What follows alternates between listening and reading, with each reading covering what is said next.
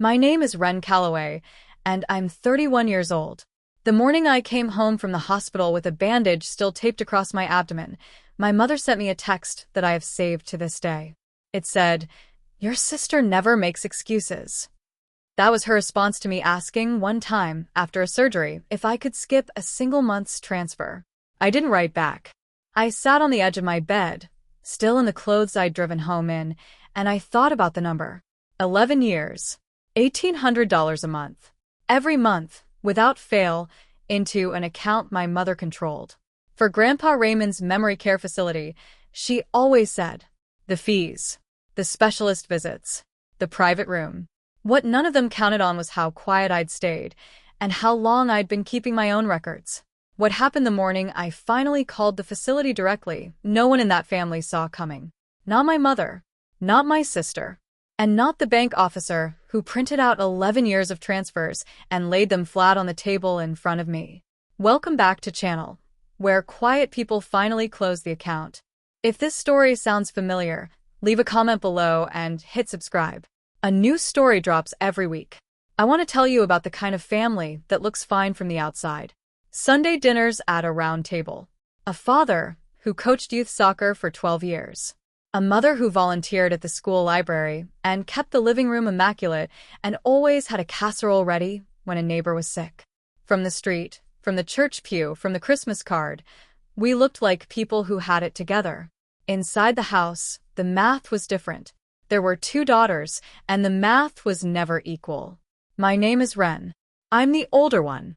My sister Brianna is 3 years behind me, and from the time I can remember anything clearly, the structure of our family ran along a single axis. Brianna was the one who needed protecting, and I was the one who could handle things. My mother said it as a compliment mostly. "You're so capable, Wren. You've always been so capable." What I understood by the time I was in high school was that capable was another word for available. Capable meant I could be counted on. Capable meant the cost of counting on me was low. I moved out at 20 and put myself through a 2-year radiology technician program in Asheville, North Carolina, working nights at a hotel front desk to cover the gap between my grants and my rent. I was good at it, both jobs, honestly. The hotel work taught me how to stay calm when things were difficult, which turned out to be useful in a medical imaging suite too. I graduated with a 3.9, got certified, and took a position at a regional hospital outside Knoxville, Tennessee. I was 22 years old, living in a 1-bedroom apartment with a used sofa and a very healthy savings habit, and I felt, for the first time, like I was building something. My parents were in Harrisburg, Pennsylvania, 340 miles away, which felt, back then, like a reasonable distance. Grandpa Raymond lived with them. He'd moved in after my grandmother died, when I was 16. He was a quiet man, a retired postal worker with enormous hands and a habit of doing the crossword in pen. He called me Birdie because when I was small I used to stand on the back porch and name every bird at the feeder. He took that seriously. He had a field guide he kept on the kitchen windowsill specifically, so he could verify my identifications. When I left for Asheville, he handed me a $20 bill folded into quarters and said, "Don't let anybody tell you what you're worth, Birdie. You already know." I kept that in my wallet until the paper wore through. By the time I was 20, Grandpa Raymond was 78, and he was beginning to have what my mother called the forgetful spells. He'd leave the stove on. He'd lose words mid-sentence, reach for them with a slightly puzzled expression, then let the sentence go. My mother handled it with efficiency. She researched facilities, she talked to his doctor, she presented the family with a plan. She was good at plans. The plan involved a memory care facility in a suburb of Harrisburg. Private room, specialized staff, regular assessments. It was good care, she said, the kind Grandpa deserved. The cost was real. I was 20 years old, and I had just started my technician program. I did not have $1,800 a month. I had, in those first months, very little. But my mother sat me down on a Sunday in November. I had driven home for the weekend, and she walked me through it. Grandpa's Social Security covered part. His small pension covered a bit more. The gap was real, and it was her job, as she explained it, to close it. She showed me a number. She said the family needed to pull together. I said yes. Of course I said yes. He was my grandfather. He had the field guide on the kitchen windowsill. She set up the account transfer. $1,800 a month from my checking account to a joint account she controlled, labeled in my online banking as Raymond Care Fund. I set it to automatic. I was 20 years old, and I was starting a new job, and I believe my mother was a woman who kept a casserole ready for sick neighbors. I did not ask for documentation. I did not ask for receipts. I did not ask which facility, or the facility's name, or whether they sent monthly invoices. I was 20 years old, and she was my mother. I want to be honest about that part. I'm not going to dress it up. For the first 2 years, when I asked how Grandpa was doing, she had answers. He was settling in. He'd had a good week. He recognized her when she visited on Sunday. He was eating well. She had the gift, I realize now, of specificity. She never said he's fine. She said the physical therapist says his grip strength is improving, or they moved him to a room with a garden view, and he seems calmer. Details that sounded true, because they were the kind of details that would be true. I visited Harrisburg twice a year. I did not visit the facility. My mother always had a reason. The visit schedule was strict. Grandpa had a rough week, and seeing new faces would confuse him. The drive from my parents' house to the facility was complicated, and she'd handle it. She was going on Tuesday anyway. I accepted all of it. I was busy. I was building a life in Knoxville. I had a job I cared about and a small apartment I was slowly making into something real, and I sent the $1,800 every month like setting an alarm. It ran in the background, steady, invisible. I was 22 when I got my certification and a small raise. 24 when I moved to a slightly better apartment. 26 when I paid off my program loans. 28 when I took a senior technician role and got another raise. At every increment, there was more money, and the $1,800 became a smaller share of my monthly take-home, and I stopped thinking about it the way you stop thinking about a utility bill. It was just a line item. It was just what I did. It was just the family pulling together. My sister Brianna, in those same years, moved back home after 2 semesters of community college, worked part-time at a salon, and eventually married a man named Todd, who had a good enough job in logistics. My parents helped them with the down payment. They mentioned this to me once, in passing, as a factual matter. We helped Bree and Todd with the deposit, you know how things are, and I said of course, and I felt something tighten in my sternum, and I let it go. I was capable. I could handle things. The thing about a wound that develops slowly is that it becomes part of the background. You stop measuring it against anything. You stop asking whether the arithmetic is right. It's just the way the room is arranged, and you move around the furniture without thinking about it, because thinking about it would mean having a conversation you're not ready to have, and you're never ready to have it. And so another month passes, and another transfer clears. 10 years passed. I turned 31 in February. 3 weeks after my birthday, I had laparoscopic surgery for a gallbladder that had been giving me trouble since the previous autumn. It was not a serious procedure, outpatient, home the same day, but it hurt more than I expected, and I was alone in my apartment with 2 days off and instructions not to lift anything heavier than a kettle. On the second evening, lying on my sofa with a heating pad and a half-eaten bowl of soup, I opened my banking app to check something unrelated. The Raymond Care Fund transfer had cleared that morning, right on schedule. I stared at it for a moment. $1,800, same as every month for 11 years, scrolling past the same way it always did. And for the first time in a long time, I did the math.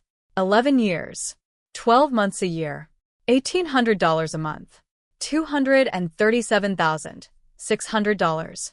I put my phone face down on the sofa cushion. I lay there for a while. Then I picked it up and I texted my mother. I need to skip next month's transfer. I just had surgery, and I'm a little short on buffer money. That was all I said. I was not accusatory. I was not asking for anything beyond 1 month's pause on a transfer I had maintained without interruption for 11 years. Her response came in 4 minutes. Your sister never makes excuses. I read it twice. Then I set the phone down and I looked at the ceiling of my apartment, and I thought about what it meant that those were the words she chose. Not are you okay, Wren? Not of course, take the month, we'll manage. Not even a question about the surgery she had known about for 3 weeks and had not called to ask after. Just that. A comparison. A correction. delivered to her daughter, who was lying on a sofa with a surgical incision and a heating pad. I didn't respond that night. I want to be clear about the days that followed because they matter. I was not in a rage. I was not catastrophizing. I was 31 years old, and I had been awake for a long time to certain patterns in my family, and what that text did was not break something, it clarified something. It was the kind of message that, once read, you can't unread. It had a quality of finality, like a door swinging shut on its hinges, not slamming, just closing, very firmly, all the way. On the third day after surgery, when I could sit upright without bracing against it, I called my mother. She answered on the second ring. Warm, practiced. How are you feeling? Are you eating? I said I was better. Then I said I had a question about Grandpa's facility. A very brief pause. The kind that is almost undetectable if you're not listening for it. What kind of question? I said I realized I'd never actually visited him there, and I thought maybe this spring I'd like to come up and see the place, meet the staff. I said it matter-of-factly, the way you might mention a dental appointment. She said, "Oh, Wren." And then, you know how disorienting visitors can be. The staff really discourages it unless it's immediate family making the scheduled visit. Then it's not really that kind of facility. They're very particular about the schedule. I said, of course. I said I understood. After we hung up, I sat for a while. Then I opened my laptop and I searched for memory care facilities in the suburbs of Harrisburg, Pennsylvania. There were 4. I called each one in turn and asked whether they had a resident named Wren Calloway. 3 said no. The 4th one said they didn't have a Wren Calloway currently, but could I hold? And when the woman came back, she said, we did have a Wren Calloway. He transitioned home in 2020. I wrote the date on a notepad. I sat very still. Home? I said. Yes, she said. His family arranged home care. He moved back with his daughter, I believe. Around April 2020. I thanked her. I hung up. It was now 2025. 5 years. 60 months. At $1,800 a month, that was $108,000 sent after the facility charges, whatever they had actually been, ended. I did not call my mother. I did not call Brianna. I got dressed, drove to my bank's branch office downtown, and asked to speak with someone about account transaction history. The account manager was a woman named Deborah, patient and precise, who pulled up my records and printed 11 years of outgoing transfers without asking many questions. She slid the pages across the desk. $237,600. Every transfer listed, every date, every cleared confirmation. I asked her, was there any way to see what account those funds had gone to and what that account had been used for? She explained what she could and couldn't share. The receiving account was my mother's joint account. What she could tell me, from my side of the transaction, all transfers had cleared. All funds had left my account. What happened to them after that was outside her visibility. I asked what my options were if I believed the funds had been misrepresented in their purpose. She looked at me carefully. She said, that's a conversation for an attorney, but I can print you a certified transaction history, if that would help. I said yes. I thanked her. I called my grandfather that afternoon. He answered on the first ring. His voice was thinner than I remembered from our last call. He was 83 now, but he knew me immediately. Bertie, he said, and something in my chest went very still. I asked him how he was. He said he was all right. His hip had been bothering him since December. He'd been watching a lot of the Nature Channel. Then he said, your mother tells me you're too busy to call much. I told him I was going to visit soon. Come in the spring, he said. The yard's good in spring. I said I would. After we hung up, I sat in my car in the bank parking lot for a long time. I was not crying. I want to be precise about that. There was nothing in my chest that felt like grief yet. It was something quieter, something that didn't have a good name. The clean feeling of a very old calculation finally coming out correct. My mother called the following Tuesday. She opened the way she always opened, checking in, keeping the texture of normal. She mentioned that Brianna and Todd were coming for Easter, that Dad had repainted the back deck, that the tomatoes were already coming up in the garden. Ordinary information delivered warmly, efficiently, like the details about the facility had always been delivered, specific enough to feel true. I let her talk. I asked a few questions. I said nothing about Deborah at the bank, nothing about the phone calls to the facilities, nothing about the certified transaction history sitting in a manila envelope in my car. When she asked if I was feeling better after the surgery, I said I was. When she asked about the transfer, I said I'd taken care of it. She said, "Good. You know how much it means, Wren. He deserves the best." I said, "I know, Mom." I did not say anything else. What she didn't know is that I had already sent the certified transaction history to an elder care attorney in Harrisburg, and that the attorney had already called me back, and that there was a meeting scheduled. The meeting was at my Aunt Patricia's house. Aunt Patricia, my father's sister, the one member of my extended family who had always maintained a careful, precise neutrality toward my mother, had agreed to host what my mother believed was an Easter-adjacent family gathering. Dad's side, mostly. Grandpa Raymond would be there. He had been told I was coming to visit. He hadn't been told about the rest. I drove up on a Friday. I did not tell my mother I had arrived until I was already parked outside Aunt Patricia's house. Aunt Patricia's house is a wide brick colonial on a quiet street in Camp Hill, Pennsylvania, the kind of house that has a proper dining room with a sideboard and a chandelier that is never fully dimmed. She'd set up the living room with extra chairs. There were maybe 14 people present when I arrived. My Uncle Dale, 2 cousins with their spouses, 3 of Grandpa Raymond's old neighbors who had known him since before my grandmother died, Grandpa himself in his usual chair by the window, and, because Patricia had framed it to my parents as a family gathering, my mother and father, who arrived about 20 minutes after I did. I was in the kitchen helping Patricia with coffee when I heard the front door. I heard my mother's voice first, bright, social, the voice she used when she was performing being comfortable. Then I heard the silence that followed it when she walked into the living room. I don't know exactly what she saw first. Maybe me, already there, standing closer to Grandpa than she'd expected. Maybe the attorney, Miriam, who was seated near the sideboard with a leather portfolio open on her lap and a calm expression that people in her profession spend years cultivating. Maybe both at once. I came out of the kitchen holding 2 cups of coffee. My mother's eyes found mine. There is a particular stillness that comes over someone when the situation they've walked into is not the situation they expected, and they understand before a word is spoken that the gap between those 2 things is substantial. I watched it move across her face. Not fear exactly. A recalibration. A rapid, visible reassessment of the room. My father stood slightly behind her, one hand still on the doorframe, his expression not yet caught up with hers. I said, "Hey, Mom. I'm glad you're here." She said, "Wren." Just my name. Her voice was level, but something underneath it was not. Grandpa Raymond turned from the window. He saw me and his face opened up completely, the smile that had always made him look 20 years younger, and he said, "There she is. There's my birdie." I set the coffee cups down and went to him and held his hand for a moment, and he patted it twice the way he always had.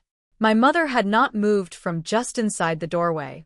Patricia introduced Miriam, plainly and without ceremony, as an estate and elder care attorney she had retained to help facilitate a family matter. My mother looked at Patricia. Patricia met her eyes without expression and said, "Come in, Louise. There's coffee." My mother came in. My father followed. They sat down. And the room, which had been quietly warm and full of the ordinary noise of a family gathering, went still in the particular way that rooms go still when everyone in them understands that something is about to happen, even if they don't yet know what it is. Miriam did not open with an accusation. She was not that kind of attorney, and this was not that kind of proceeding. She opened with a document. She introduced herself to the room, briefly, and then she said that she had been retained to review a matter of financial arrangement involving a family member's care, and that she wanted to walk everyone through some records she had assembled with the cooperation of one family member and the relevant financial institution. She set a stapled packet on the coffee table and asked my mother if she recognized the account number on the first page. My mother looked at it. Then she looked at me. I did not look away. My mother said, "That's the care account for Raymond's facility." Miriam said, "Yes." This is the certified transaction history for that account. 11 years of incoming transfers, all from Wren's checking account, totaling $237,600. She said the number carefully, with no particular emphasis, the way someone reads a line from a document. I also have, with Raymond's cooperation, a letter from Birchwood Memory Care in Lemoyne, Pennsylvania. That's the facility where Raymond resided, confirming that his residency ended in April of 2020. That's 5 years ago. The room was very quiet. Miriam continued, Raymond's monthly facility fee, for the period he was a resident, totaled approximately $61,000 across approximately 3.5 years, covered in full by his pension, Social Security, and a long-term care insurance policy Raymond himself has maintained since 1997. She set a second page on the table. Raymond, would you like to say anything at this point? Grandpa Raymond, from his chair by the window, said, I've been paying my own way my whole life. Didn't need anybody's help for that. Bertie didn't know that. He looked at my mother with an expression I had never seen on him before. Not anger, not grief, something older and quieter than both. She should have known. My mother said, Dad, this is not the place. He said, It is, Louise. It is exactly the place. Miriam let the room hold that for a moment. Then she continued. She had pulled, with my cooperation and the bank's, a summary of outgoing transactions from the joint account, the one my $1,800 a month had flowed into for the years following April 2020. Not all of it was traceable. What was traceable? A series of transfers to a home renovation account, which my cousins later confirmed had funded the kitchen and deck renovation at my parents' home. A recurring transfer to a joint account in Brianna's name. Several large transfers in the months surrounding Todd and Brianna's home purchase. She set the pages down. She did not editorialize. She did not use the word fraud. She read from documents. She let the documents speak. My Uncle Dale, who had been sitting quietly near the window, rubbed his face with one hand and set it down again. My mother said, We intended to pay it back. We always intended. My father said, Louise. She stopped. The room stayed quiet. I said, in a voice that came out steadier than I expected, I closed the automatic transfer the morning I came up here. That account is closed. I looked at my mother. I looked at her for a long moment. Then I said, I hope Brianna's kitchen is nice. For words. That was all. My mother's jaw moved once. Nothing came out. Grandpa Raymond said, quietly, to no one in particular, she always kept her own records. Bertie always kept her own records. He sounded, for a moment, like he was just observing something he'd known for a long time. Which I think he was. Miriam closed her portfolio. She said there were options available to me, and she had prepared a summary of them, and she would be in touch. She said it calmly, to the room, not to my mother. Then she thanked Patricia for the coffee. My father had not said a word after Louise. He sat with his hands on his knees and looked at the floor between his feet, and I do not know what was happening behind his eyes. I watched him for a moment. I think a part of me had hoped he would say something, not to defend my mother, just to acknowledge the shape of what had happened. He didn't. He sat very still, the way people sit when they have been present for a long time while something was being built around them, and have only now understood the architecture. My mother was looking at her own hands. Outside the window, in Aunt Patricia's yard, a pair of juncos were working their way along the edge of the garden bed. I watched them for a moment. Slate gray, white bellies, the quick, precise movements of birds that know exactly what they're looking for. Dark-eyed juncos, Grandpa Raymond said, almost to himself. You taught me that one. I looked at him. He was watching the window. I did, I said. I stayed in Camp Hill for 2 nights. I slept in the guest room at Patricia's house, which had a quilt on the bed that smelled like cedar, and a window that looked out on the yard. I slept better than I had in months. My mother texted me at 11:47 that night. The message was long. It talked about intentions. It talked about the difficulty of managing Grandpa's transition home in 2020, during the early months of the pandemic, when everything was uncertain. It talked about how they had always planned to discuss the arrangement with me properly at the right time. It talked about how much they had done for me over the years, not in specifics, but in the aggregate, the way people invoke a debt that has never been itemized. It ended with, I hope you can find it in your heart to understand. I read it once. I didn't respond. My father called the next morning. He said, Your mother is very upset. I said, I understood. He said, she didn't mean for it to go this far. I said, I understood that too. He asked if I was coming by the house before I drove back to Knoxville. I said no. There was a silence. Then he said, Wren. Just my name, the way my mother had said it in Patricia's doorway, the name as a full sentence, carrying something he couldn't put into words. I waited. He didn't add anything. I said, take care of Grandpa, Dad. Please. He said he would. I drove back to Knoxville on a Sunday. The mountains through the windshield, the radio on low, the kind of drive where you think more than you mean to. I stopped once at a gas station in Virginia, bought a coffee and a bag of cashews, stood in the parking lot for a few minutes watching the traffic on the interstate. The sun was low and the light was that particular pale gold that happens in early spring in the mountains, and I thought, I am 31 years old, and I have $237,600 worth of reasons to stop sending money home. It was not a triumphant thought.